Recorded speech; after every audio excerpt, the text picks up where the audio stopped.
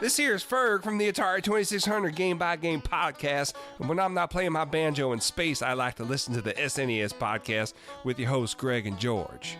You sure do have a pretty mouth.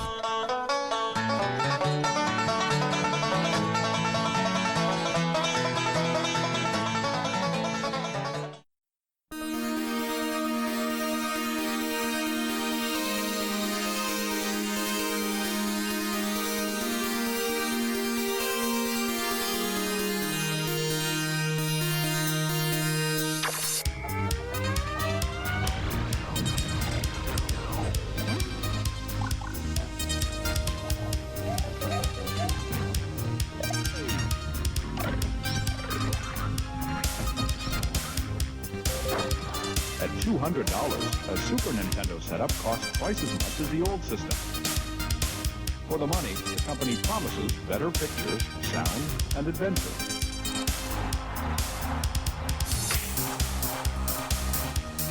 Now you're playing with power, superpower. You're the king, I tell you! The king! Only for Super NES.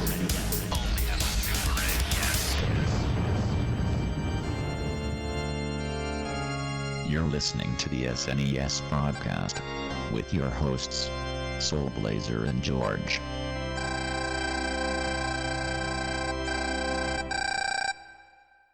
Hello, gents and ladies. Welcome to Super NES Podcast, episode number 87. I am Greg. I join my one of your co-hosts, joined by my other co-host, George. I am not a toad. I am not a dragon, so what does that tell you? Are you a double battle or a battle double? I don't know what I'm trying to get out of this. What am I doing here? Treat, so. What am I doing here, Greg? We are here beating up bad guys in one of the most curious crossovers to ever grace a gaming system. Yeah. I have no idea why this is a game, but it is totally a game. Yeah. So, what game did you pick first to cover this time, George? Battletoads and Double Dragon. What is the subtitle? It's like the Ultimate Team or something like that? The Ultimate Team. Yep, you got it. Wow. All right. So, this is a game that was developed by Rare and published by Trade West and Sony Image Style, depending on the system, for the Super NES and other various systems in 1993. So, we were talking about this off mic. This and the RoboCop vs. Terminator game are probably the most curious crossovers I can think of I feel like that makes more sense, though.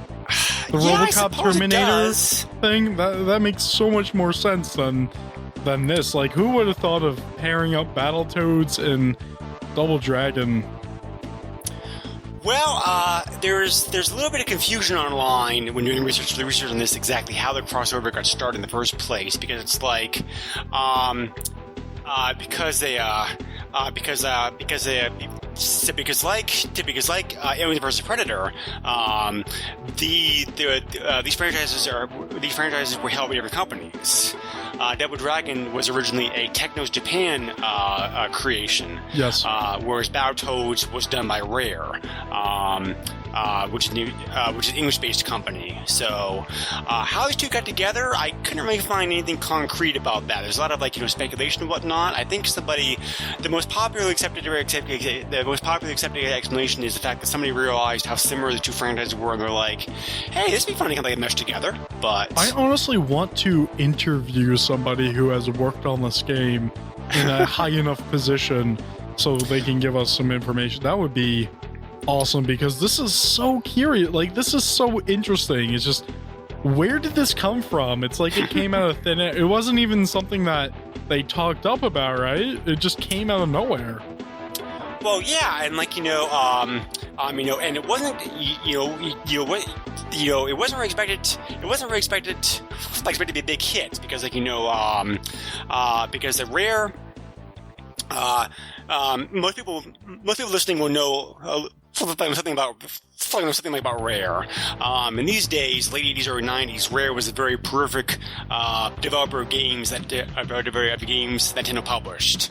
A lot of the great NES games were developed by Rare. Yep. Rare also handled a lot of ports. For example, Microprose's Pirates and Sound Service were both like converted to NES by Rare, and published by Konami Ultra. But so and Rare is the one who had worked in the previous Battletoad games as well.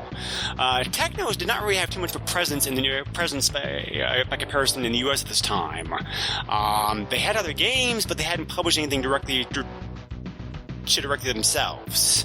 So I think that the story goes that Rare approached Technos about trying to license the Double Dragon characters for use in a Battletoads game, and we're going to get into this as the podcast goes on. But I think this game feels to be more like a Battletoads game than a Double Dragon game because of that. I think. Because of the fact that I think that Rare did most of the, Rare did all the work on this game. The only involvement Technos had was just licensing over Double Dragon characters. So, but yeah, they didn't expect this to be a big game because this game originally came out on the NES. They got published for the NES in June 1993 in North America, and Europe later on that year. And 1993 was like the swan song year for the NES. There were still good games coming out of the system at that time, but the 16 bits in full force by 1993. They were kind of few and far between, and so yeah, I don't think Rare expected the game to do very much, but the game reviewed very, very well. So Rare decided to expand the game and release it on other systems as well. And besides the Super NES, it also came out on the Genesis, and on the Game Boy. With the Super NES version of the game coming in North America in December '93 and in Europe in July of '94. Rare, as I said, developed the game. TradeWest was the company that was responsible for the company that was responsible for publishing most Battletoads Double Dragon games during this time period. And they handled the original NES version, but the Super NES version of the game was published by Sony ImageSoft. Sony had a software company spin-off during this time called Sony ImageSoft, which published a bunch of video games for various platforms. So we're not gonna talk about too much in depth about the Double Dragon or Battletoad franchises. If you want to know more about that, there are other podcasts out there that have covered these. Cover these genres en masse. For example, I know that your friends and I, the Super Podcast Brothers, did an episode earlier this year looking at the history of the Double Dragon games. So, I definitely recommend that podcast to learn more about that. I recommend that podcast just for hilarity. Yes. We should probably put the explicit tag on that. But other than that, my podcast is amazing. So they give a real quick Cliff Note version about these franchises. Double they Dragon are toads. They like to battle. They are dragons. They like to double. Wait, that doesn't make sense. They are double, and they are dragons. They like to battle, and they're toads. All right, I think we got it. Double Dragon was originally an arcade game from 1987 by Technos Japan and TradeWest, as I said. Credited often like being the first popular beat 'em up game. It was a very very popular game when it came out. Spawned numerous sequels before it got bastardized, unfortunately, in the form of Double Dragon 5 for some of the advanced systems after this game, poor franchise. But Battletoads, by comparison, was a more recent invention created in the early 90s to compete to feed out the popularity of Teenage Mutant Ninja Turtles. Because it's basically just replace the 4 turtles like 3 toads, and you pretty much have the franchise. But the NES game is notorious for being one of the most difficult and frustrating video games period of all time. But the arcade game is very, very good. Have you ever played the arcade game, George? Maybe. Yeah, I highly recommend that game. If anybody hasn't played it, the arcade game is very, very good. Compared to the NES game, it's a very fair, balanced game. The arcade version is fair and balanced, or the NES version? Okay. Yes, the arcade version. Okay. That makes sense. Right. So I guess? I don't know. Now I'm thinking about it. Wouldn't it be unfair because they want your quarters? Well, when I say fair and balanced, I mean, like, it's fair and balanced on par of other like arcade beat 'em up games. It's not, okay. and it doesn't have the mind frustratingly, numbingly split second, dodgy button pushing collision detection issues that the NES game has. I swear, when we're covering this game, I swear, I was looking for a place to put my quarters in for this game because holy crap. Well, any kind of like, beat 'em up game for a console is going to have that arcade feel to it. Arcade feel? It was. Yeah. This game was brutal. It's a tough game. I don't think I don't think it's I don't think it's the toughest beat 'em up game I've played, but it certainly is up there. So, but we'll get into that in a second. What I mean by it's brutal. Right. You'll see what I mean. Yeah. So, the Super NES version of the game is really just a graphically enhanced version of the original NES game. They really didn't add too much else to the game beyond that. Yes. David Wise, however, who was a very well-known game composer of this time period, like from Rare, he scored numerous like Rare video games, handled the soundtrack like this game, and it shows. This is a good soundtrack. But the Game Boy version is the only version of the game that does not support multiplayer. I didn't know there was a Game Boy version. Yeah, the Game Boy version looks pretty good. I've never played it, but I looked at some video of it online, and because everything again taking into account the limitations of the Game Boy, it looks like pretty good. It doesn't. It's the only version of the game that doesn't support multiplayer. It's single player only. And this is also the first Battletoads game, trivia note, that actually has all three Toads as playable characters. None of the other games did that. Right, because the Battletoads game on NES, you had to go save one of them. Yes. Yep. So,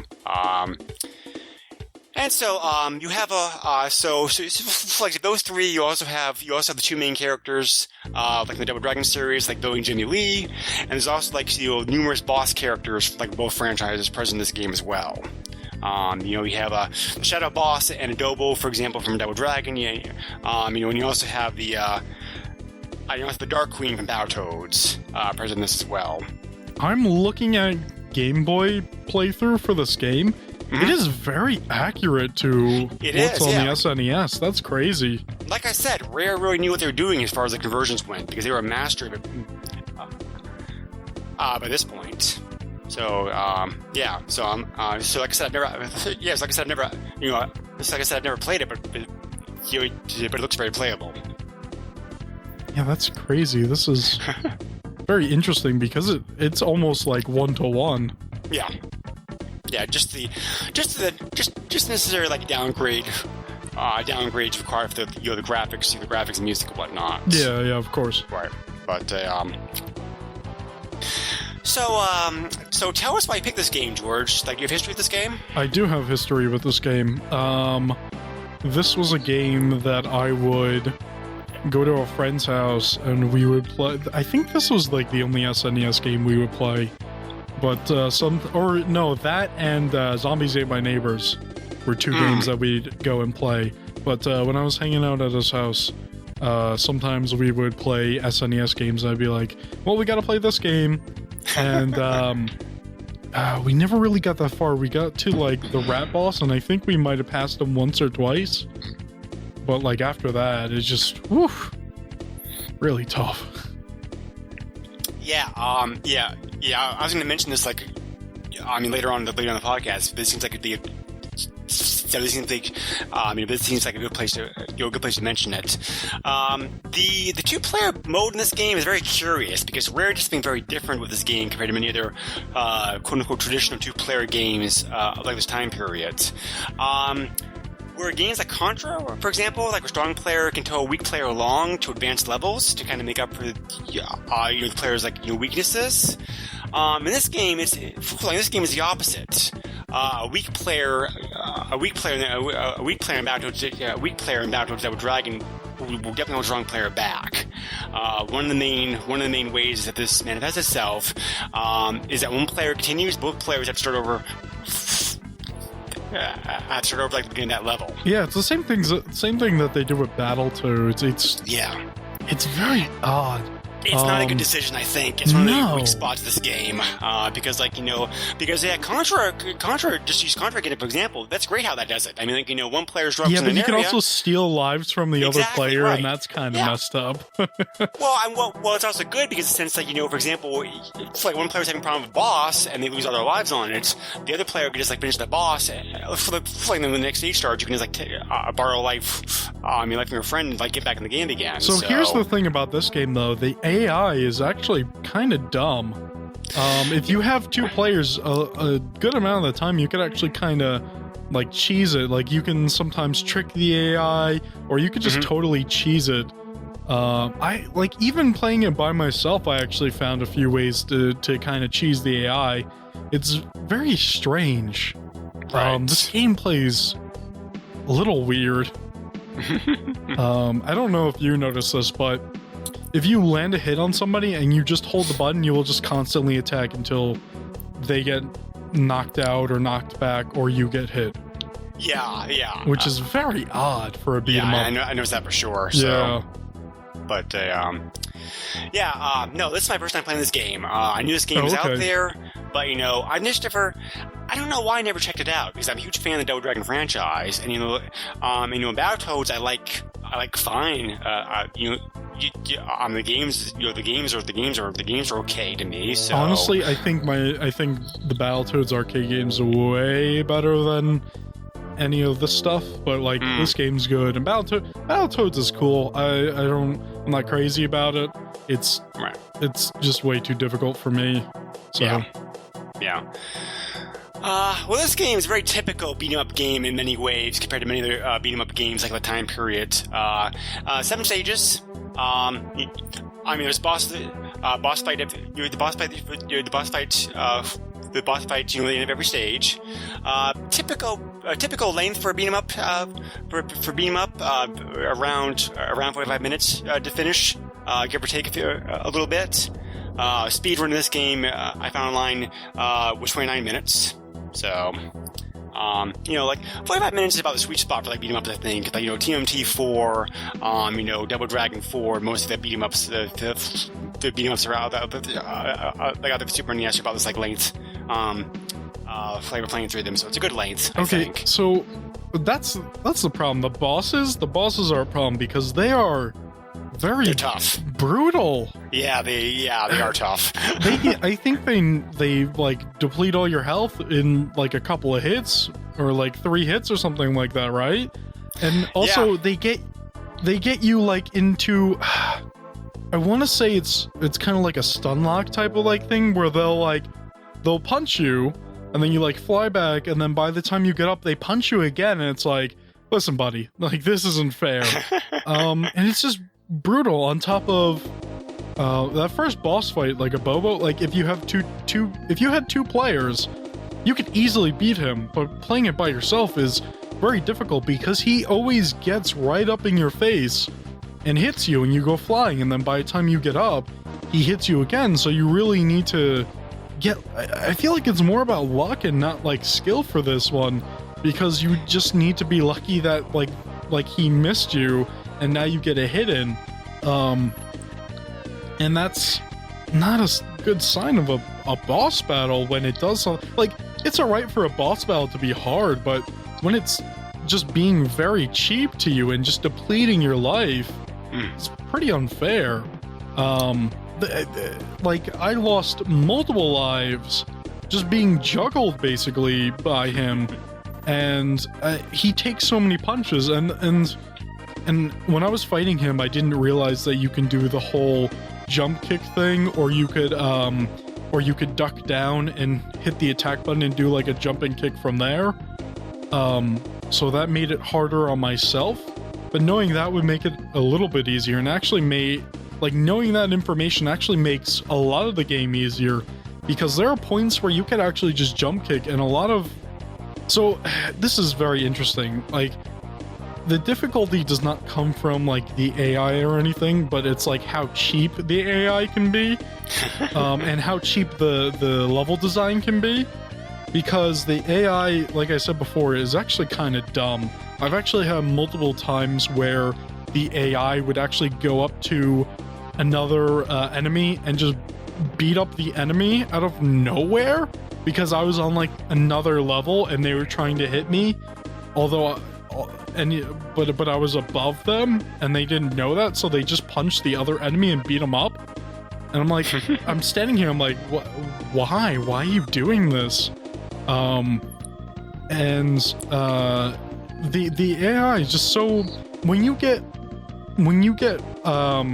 like ambushed by the lower enemies, which really interesting. A lot, like most of the levels, the enemy is like the same. There's hardly any variety within the same level, which is very odd.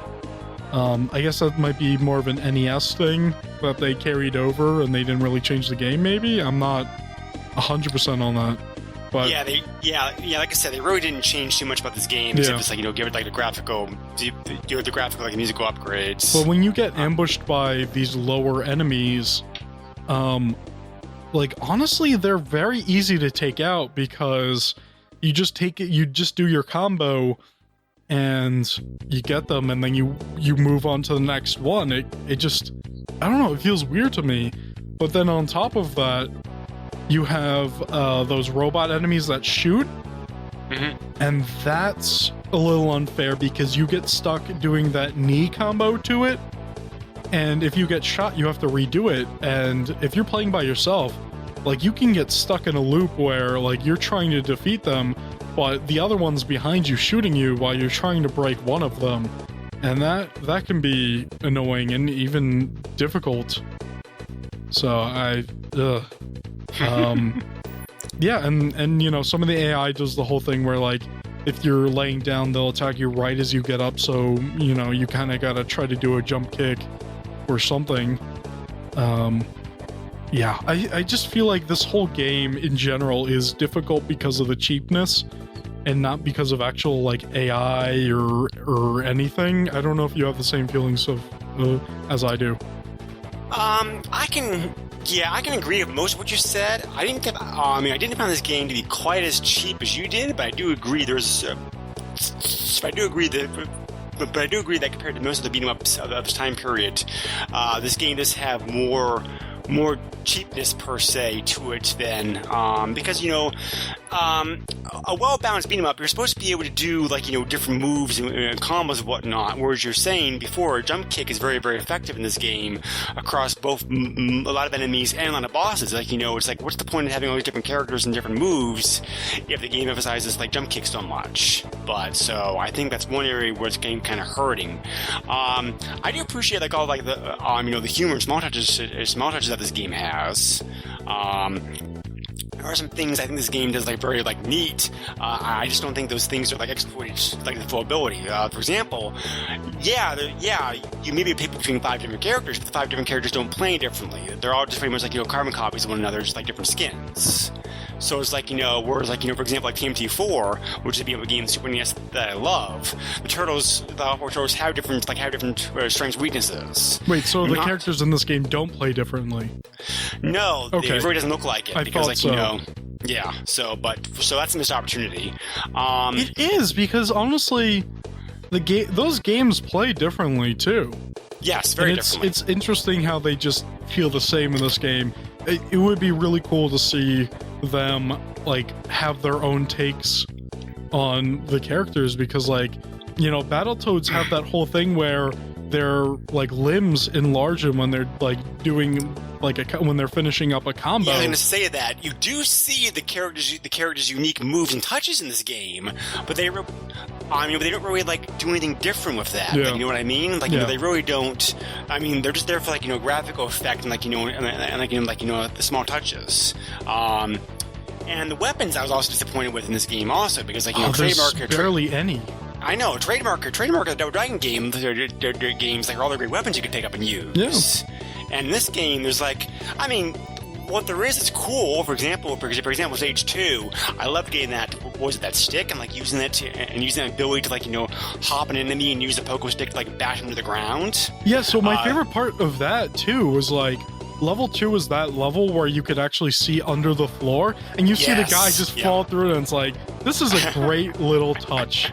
You know, it's not as grandiose as the whole like Mode 7 throw an enemy into the screen type thing that TMNT did.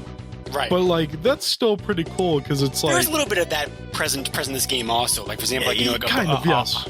Yeah, like, you know, like being the bosses, for example. Many of the bosses when they die, you toss them on the screen. But that effect's not as grandiose this game as it is like in TMNT4. No. But I do love how the characters like react to bosses though. That's a great touch. Yeah, that's a Battletoads thing. Yeah. No, that is very nice. It kind of adds more. Yeah. I don't want to say atmosphere. It just makes me feel weird when I say that, but it definitely adds a nice little touch there. I thought the enemies had a bit more variety than you did. You know, just like I think that. Well, I mean, so here's the thing: like you're playing through level 2. Yeah. Most of level 2 is just going to be the spiky hair black hair guy with the glasses or whatever. You know, like most of the enemies are that. Or, you know, and once in a while you're going to have the guy throwing the dynamite out the window, which is a cool thing, but also, like, I feel like the hit detection is slightly off on that. I think so, yes. Yeah. I do really love the walking leg enemies, though, and that's like on the same stage, because, like, you know, when you come up through the elevators, they're too big to fit in the elevators, like it's like bust to the top. Yeah. Yeah, that was a nice touch. Yeah, that was wasn't that a Battletoads enemy? Yes, it is. Yeah. So they do a very good job of mixing in like adding Battletoad and Double Dragon enemies. Yes. They're just the enemy's attacks, though, don't vary enough, I think. I think it's the biggest problem right there. Yeah. You know, the attacks are not varied enough for whatever reason. Well, again, I think it's because one of the drawbacks about meshing two franchises together is that a lot of enemies of both games will attack the same way. Well, I think this might have been more of like a... Because when did this come out for NES? Do you know? 93. Oh, it came out the same year for both platforms? No, 93 for NES, 94 for Super NES. Oh, okay. Because I was thinking, like, it might be a whole, like, port situation where they just, like, one-to-one, like, brought it over, maybe? Well, the main they didn't difference really is... change much, and maybe some of the downfalls on this game is due to limitations on the NES? Do you think that might be a possibility? No, because the sprites are actually the same size in both systems, believe it or not. Well, yeah. This game pushed the NES hard when it came out. I don't know if you looked at the NES version of the game. I actually played the NES version a while ago. Yeah, so I kind of remember. Yeah, this is definitely a very impressive late generation NES game. This game I think is better on the NES. Is actually better on the NES, I think, than it is on the Super NES because of that. Wow, big words. It's really pushed the NES hardware, the hardware really hard. The NES version of the game has 3D scrolling. It has some other. It has some advanced special effects with some like players' enemies that are not commonly found like in other NES games. But yeah, the sprites by NES standards are quite large. These sprites of the players' enemies are the same size as Super NES, like Super NES, like NES. The main difference is, like I said before, the Super NES version of the game, let's say they upgraded the graphics, the graphics and sound effects, like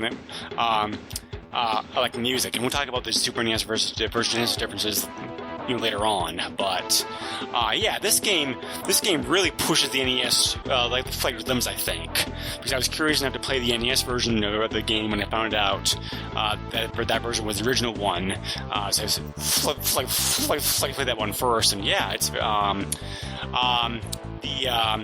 if you're curious about hearing more about the NES version of this game, Two Dudes in the NES covered this game in an episode like the past episodes like about a year ago. So I definitely recommend going over that podcast to hear them talk about this game. Yeah, I gotta listen to that. So, but I also really love in this game how both like players and enemies can do that hanging off the side effect, like if you like the walls and the railings and whatnot. Yes. That's that's a nice touch. So there's a lot of cute touches. There's cute touches in this game. There's a lot of very nice graphical effects. There's a lot of humor. Appropriate Battletoad-esque humor in this game, but but I love all that. But none of that stuff really makes up for some of the some shortcomings in gameplay that you were just talking about, unfortunately. Yeah. But I don't think this is a bad game. Spoilers, but I think the fact that I don't know, this game shows its port. I think I don't think they did as much. That's what I was saying, because I feel like some of the negatives on this game is because it's a port from the NES, and the NES has its limitations. Right. And that's even though this game a is shame, very but advanced. It's still a good game. Yeah. Yeah, even though this game is very, very advanced, it's like the NES, this game does not really push the Super NES its limits, obviously. And people, I don't think there's a way to win on this, because back then compared to now, ports for games were handled very differently. You could usually tell because the processors and hardware were so different back then compared to now. There are usually huge differences between ports, especially when you're porting that game from an 8-bit system to a 16-bit system. Yeah, so that's the weird thing when a game gets ported now and it's crap on a certain platform. That kind of makes it look bad, because back then everything was so different. Platforms, yeah. Yeah, it was so different that if a game ran great and it was basically the same as a different platform, that was really good, and that happened quite a bit. And now look at today. I feel like people are just maybe more lazy, or maybe they just worry about money too much now.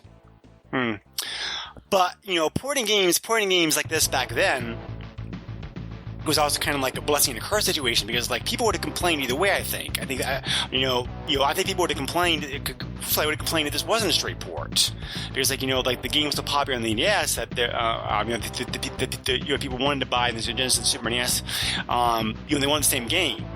So I think that Rare probably compromised on the side of caution with this, because I think that people would have been unhappy either way they went. So, did they make the right call? I don't know, but that's an argument. That's an argument for a different day. But I like how you backed off of my hot take on modern video games. Well, it's I agree with you mostly on that. It's just porting nowadays is easier, certainly than it was back then. I think, but because and the fact this game looks so similar and plays so similar to the NES game is very impressive. I think Rare certainly knew what they were doing. Rare was definitely a genius when it came to handling conversions, in developing games for 8-bit 16-bit games in this time period, because really they were in their stride. I think. That's a whole different argument, but I think that Rare was best as a company. I think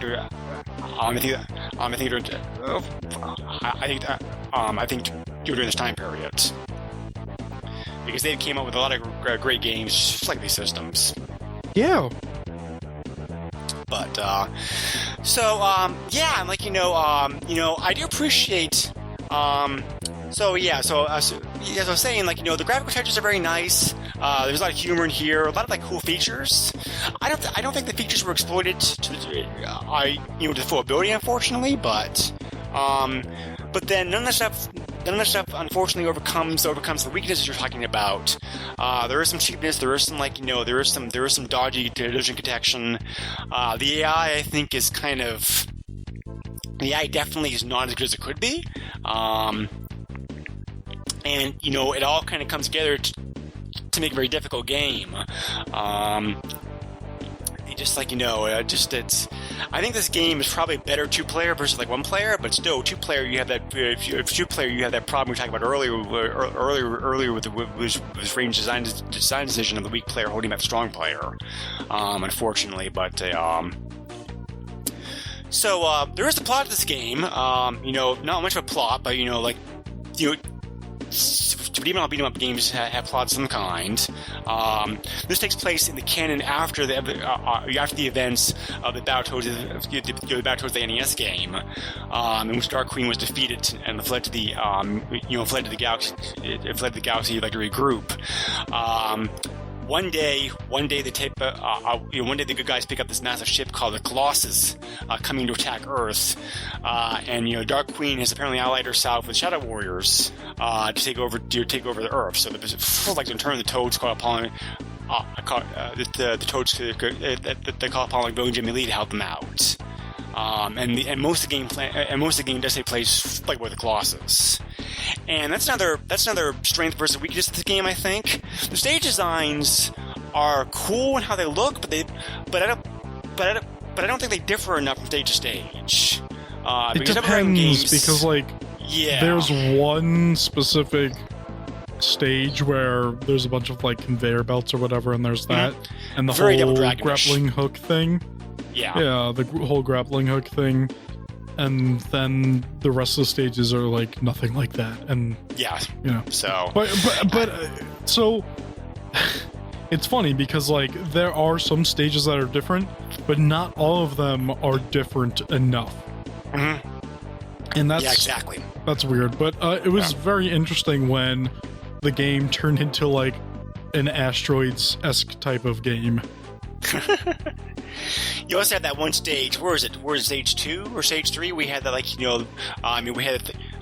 we had like pod sequence. We had respawning pods, the ships. Oh yeah, I think that was stage 2.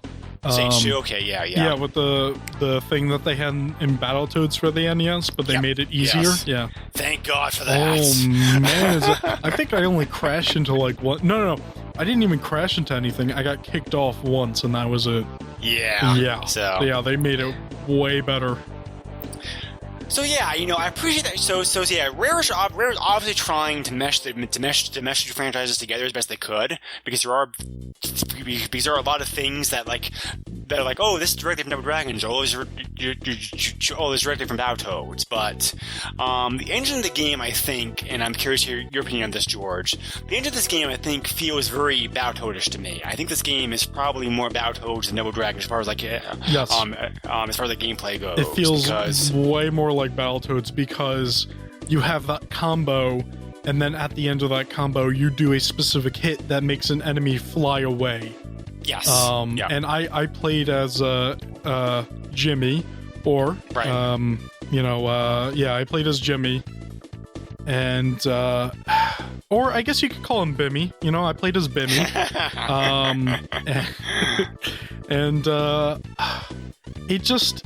It felt a little weird because he was doing, like, he would end combos with like an uppercut or like a certain kick or something, and it's like, you know what, they might as well just enlarged his fist, because this fight's just like Battletoads. And I think that's kind of a downfall, because Battletoads is like combo, get that end of the combo where you do like a certain punch and your punch gets your fist gets bigger, or your foot turns into a boot or whatever, that type of deal, and then like move on to the next enemy. Where Double Dragon's kind of like you're getting swarmed by enemies and you need to kind of like fight them all at once, but fight them all at once so that you're not getting hit yourself because they're swarming you, whereas Battletoads is like one-on-one. Yes. I just think personally Battletoads is not as good of a fighting game as Double Dragon is. Right. I mean, not that Battletoad games are bad. I was just singing the praises like with the arcade game earlier, but I think overall as a better fighting engine, Double Dragon has it right. Because I think Double Dragon did it first, and they just did it better, and so I think it's kind of detriment. Double Dragon's more of a true beat 'em up because you're doing all that stuff, whereas Battletoads is weird. It's like a couple of enemies come on the screen, and you fight them one by one, and that's not really how a beat 'em up works. You kind of work on multiple enemies at once to make sure, you kind of micromanage enemies to make sure you're not getting hit, but you're also dishing out enough damage and stuff like that. And you could tell it's not a Double Dragon game because the AI is weird in this game. Yes, it is. Yeah. So, so, yeah. I mean, I appreciate the fact that Rare trying to mesh things together, and I think for the most part they succeeded. So I understand that Rare also needed to decide upon which franchise engine more to lean upon when making this game. I just think they chose wrong in picking up Battletoads to go like Double Dragon. I don't know what the decision, why the design decision like that was, but I just think, for me personally, I just think that that a game that felt more Double Dragon in playability might have fixed most of those weaknesses of the game that we already talked about earlier. Yes. And also, I don't understand why they did that strange hybrid system at the top of the screen with your gauges, because the hearts are from Battletoads, but the boxes are like from Double Dragon. It's like, why? Why'd you guys do it that way? Well, the way it works is the hearts are your lives, and the blips are your health for that current life. Right. Yeah, I realize that. I'm just saying, why pick the way of showing it from both franchises? Why not?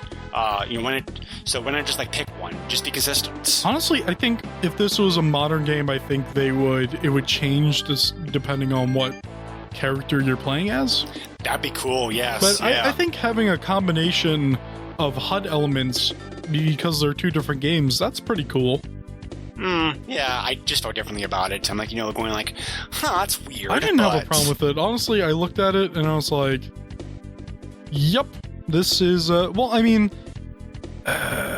Battletoads doesn't, thinking about it now, doesn't Battletoads do the same thing? Isn't health represented by boxes and lives are represented by hearts?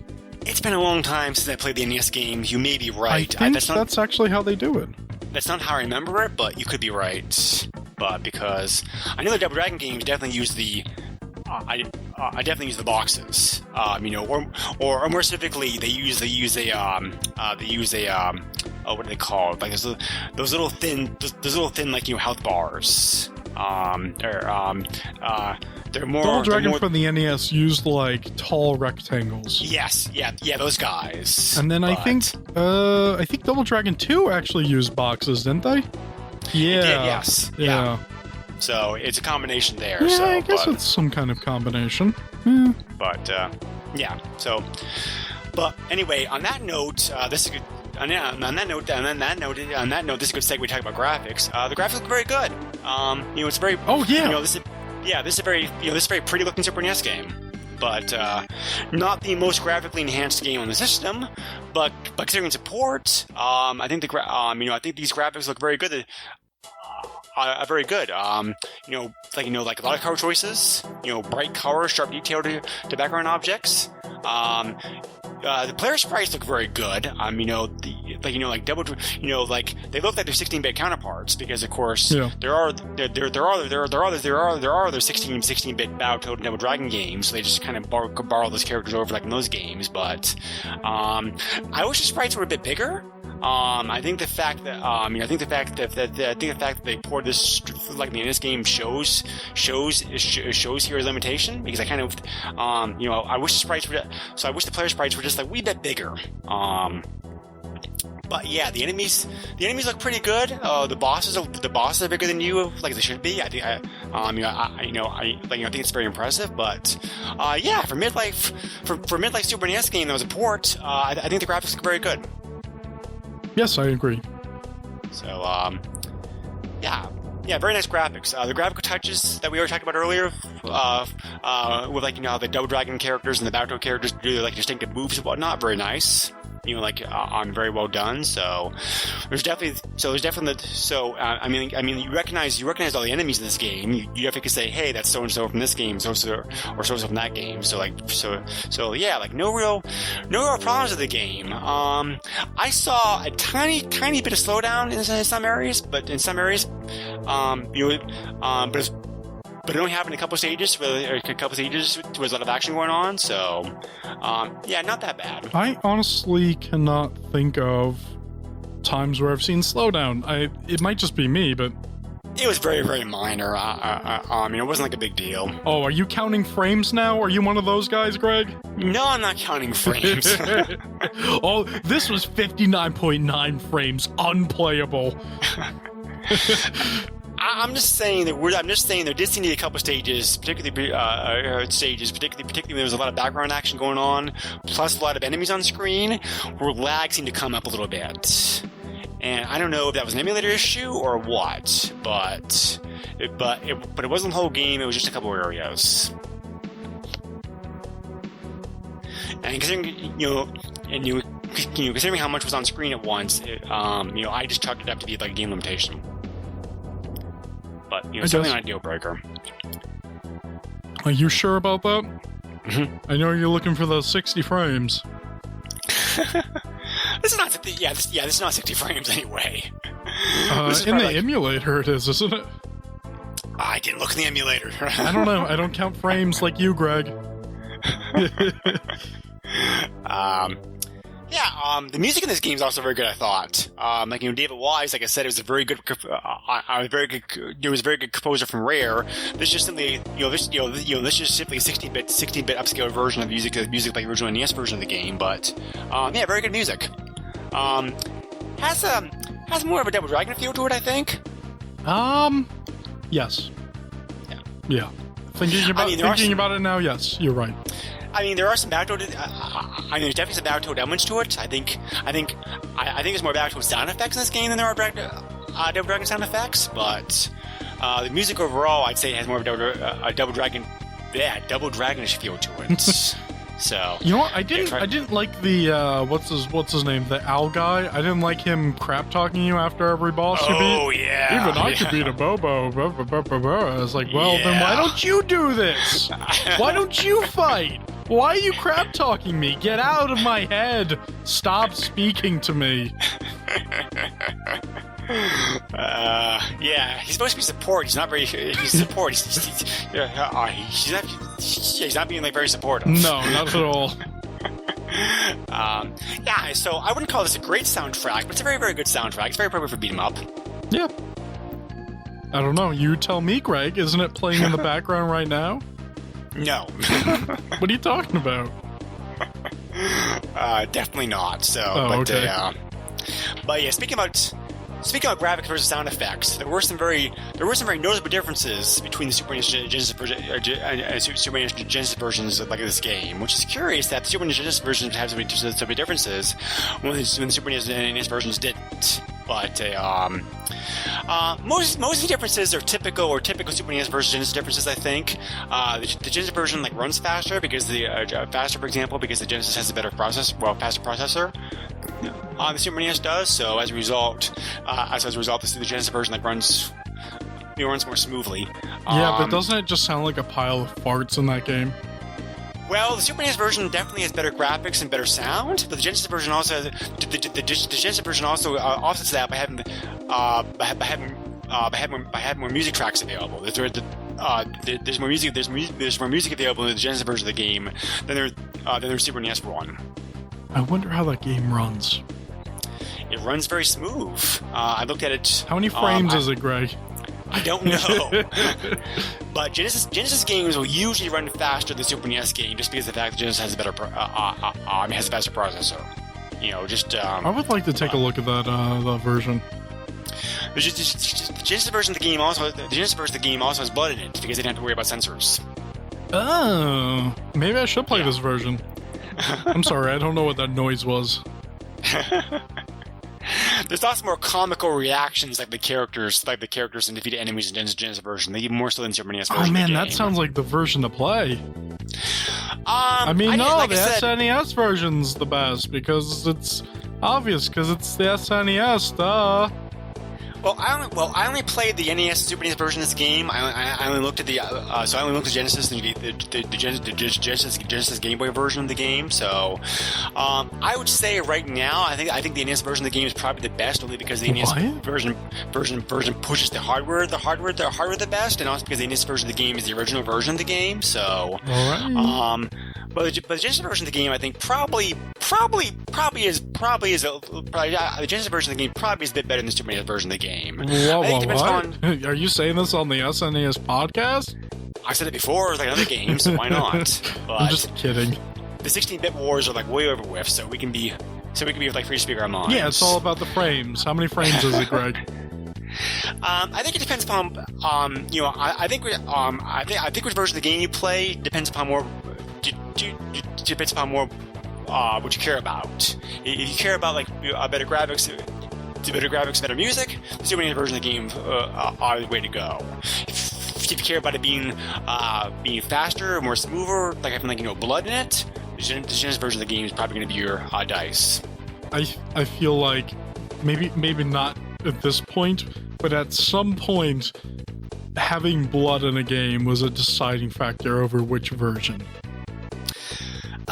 It certainly kind of Mortal Kombat. Yeah. But even though I think Super NES version of Mortal Kombat probably plays better on the Super NES than is a Genesis, but yeah. But how about the NES version? There was no NES version, at least not in North America. I have seen. This is off topic here for a second, but I have seen a Brazilian pirate hack of Mortal Kombat like on the NES. Yes. They did that with a bunch of Super NES and Genesis games, so it actually looks pretty good.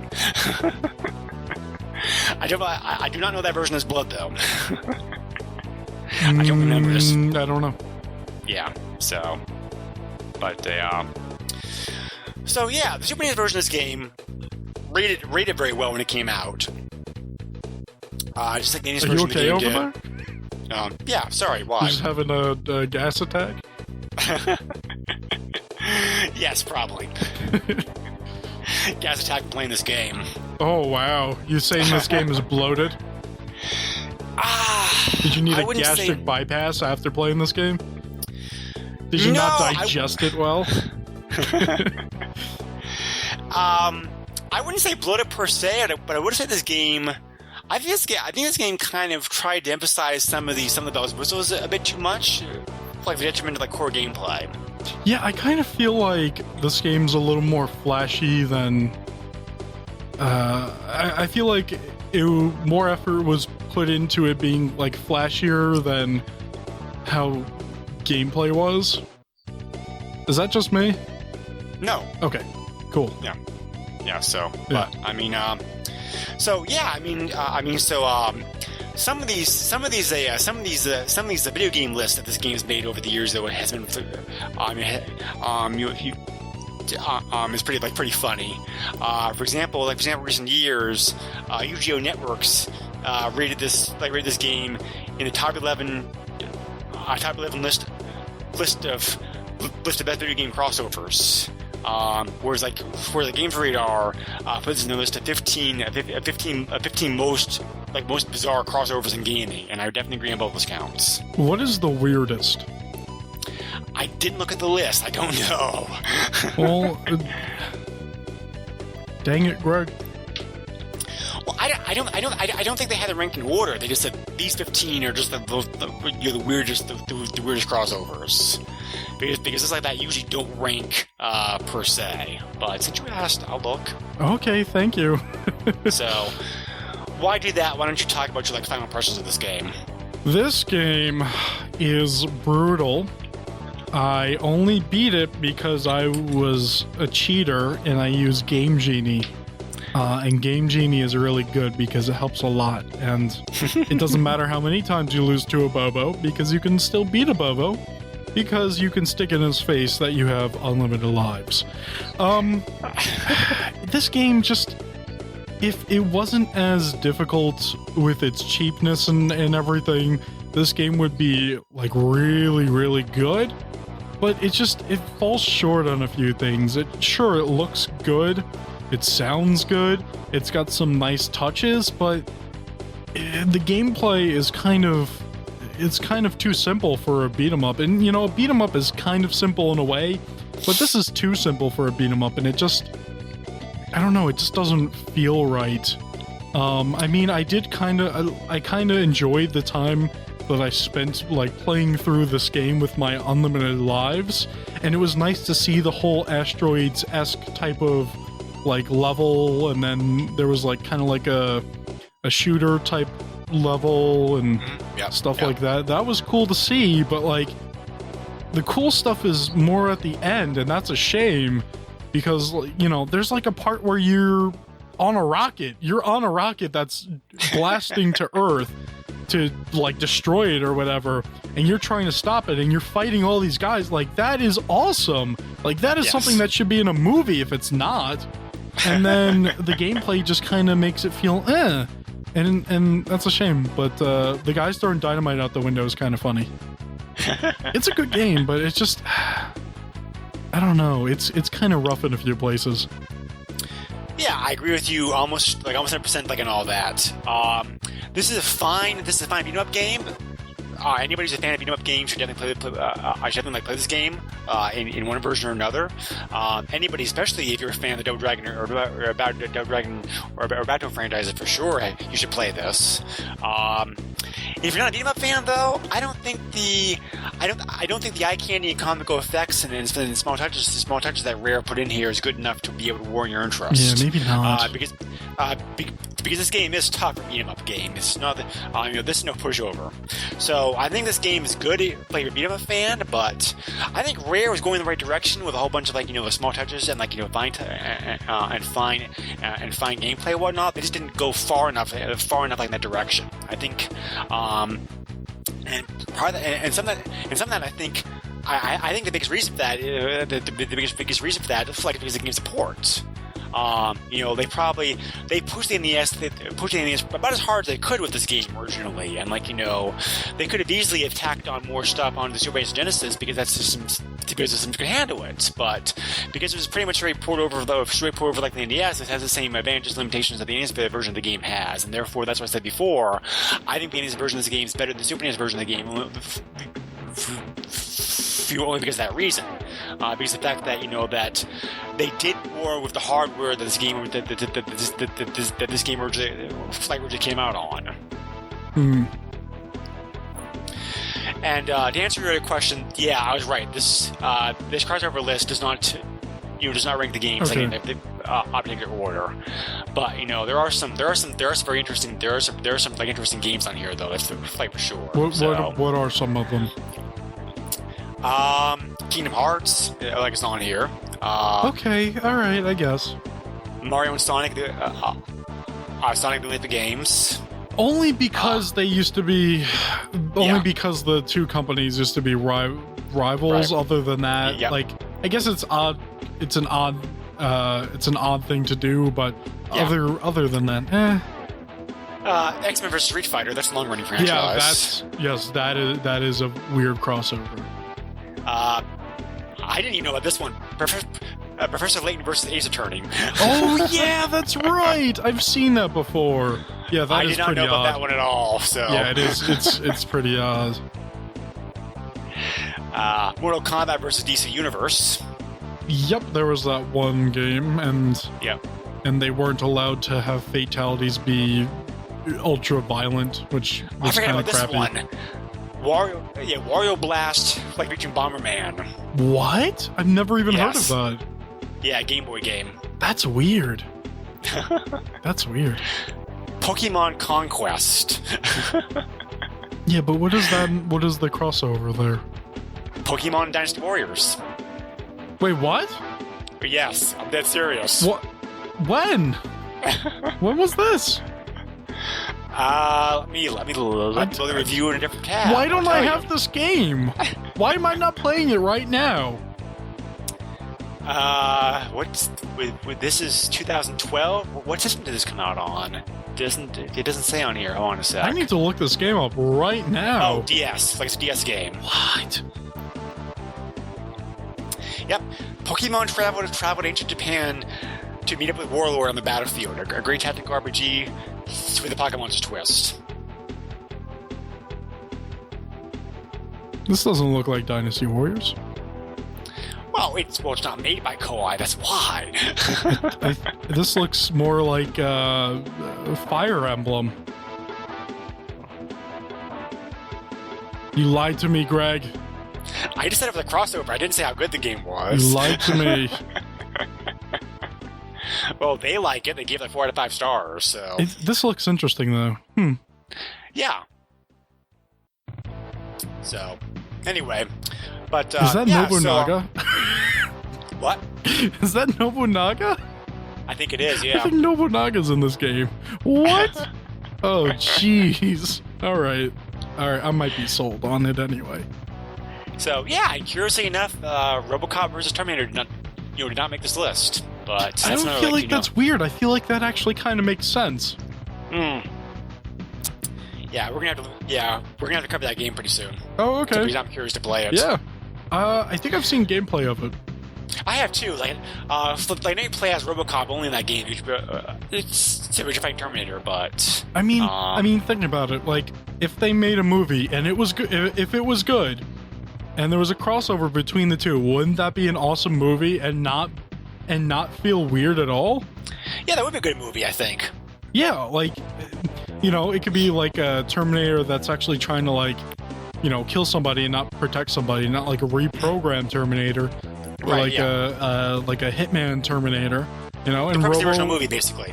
Yeah, and RoboCop has to stop them, but they're both powerful machines. One's formed like a human, and one is partly a human, and they need to fight. I know the game is based off the. I know that game is based off the comics. There was a comic line featuring those two. Yeah. Oh, yeah. I didn't know that. I don't know anything about pretty comics. Good. Let's put that on the table right here. I don't know things about comics. Superman, is that the guy whose parents died and then he turned into a bat, or is Spider-Man the guy that has the claws in his fists? I'm just playing dumb now. Yeah. So overall, I think. Overall, I think you and I are on the same page with this game. Yeah. It's good, but not great. It's flawed, but I don't think the flaws are worth putting up with. Like, if you're a beat 'em up fan, but otherwise, but you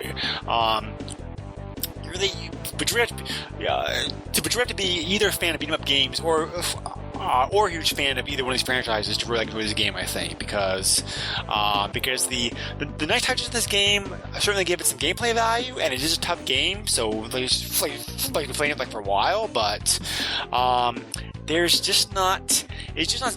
Yeah, it's unfortunately a great case of the game that I think is pushed good, but not as far as but not as far as it could go. I mean, it's a good but not great game. I think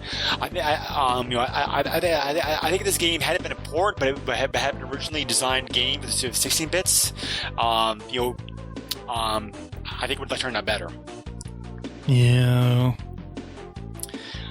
There is a code in this game, though, to give you both a level select and extra lives. Did you know about this? I don't need extra lives because I have Game Genie and I have unlimited lives, Greg. Well, it also lets you select your stage too, so it's good for that. But I can do that with Game Genie, Greg.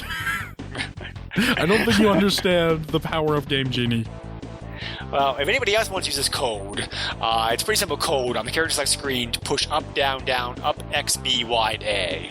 And that will give you the menu to be able to access this, what stage you want to play on and how many lives you want. So, eBay. This game did not get a huge print run. Combined with the fact this game is pretty popular, because like I said, reviewed very well. Most scores in this game are like in the 80s, as far as the overall score goes. So the combination of those two factors makes this a pretty pricey game as far as Super NES games go. Not outrageous, but definitely more. But definitely, if you want CIB, be prepared to pay for it. 57 copies currently on eBay. 87 copies that recently sold. Currently pricing, and unfortunately, this game's never been available again. It's not available in any of the virtual consoles or any other collections or whatnot. So, unless you want to emulate it, the only way you can play it, like I said, buying a cart. A cart only of the game can range anywhere from $20 to $50. I'd say $30 is my maximum on this. Yeah, $20 I think is like worthwhile. I think Yeah. if you get the game $20, it's not bad. For collectors out there, CIB will cost you a pretty penny. CIB copies sold anywhere from $80.50 to $103.50. So definitely a lot more pricier for CIB. And there was even a sealed copy of this game that recently sold for $229. No, thank you. Honestly, this game, like if you have a Game Genie, honestly, this game is a cool game to just hang out and play with a friend and probably just drink a few beers or something and just hang out. I think that's what this kind of game is. Yeah, the Game Genie would certainly overcome the problem. Will overcome the inherent flaw that this two-player game has in it. So, I think this game, like most games, I'm sure this game is more fun two-player. So, I mean, I had fun playing a single player, but I'm just saying, like 99% of the time, most games are better, like, like a multiplayer format. So I'm sure this game's like no exception to that. Unless rule. it's Mario Party. Yeah, then you don't have any friends after that. I don't know. Mario Kart caused more fights to break out for me as a kid, at least. Honestly, but... I don't understand the whole thing because it's like, oh, I hit you with a blue shot. It's like, oh, I hate you so much. I was about to win, but like at the end of the day, like it's just a game, and it's just like, yeah, you did that to me. Like, you're a mean boy, but like after that, it's just like, dude, why should we fight over a video game like this? Yeah. So, thank you very much for recommending this game, George, because this game I've always had known about, we never actually played for one reason or another, which is strange, because I said I am a huge fan of the Double Dragon franchise, and I enjoy beating them up quite a lot. I just never got around to the game. Yeah. So, it was fun. So next time on the podcast, we're looking at another game that's inspired by older classic games I've always been curious about and never actually played. And I've heard some bad things about this game. I'm curious to see if those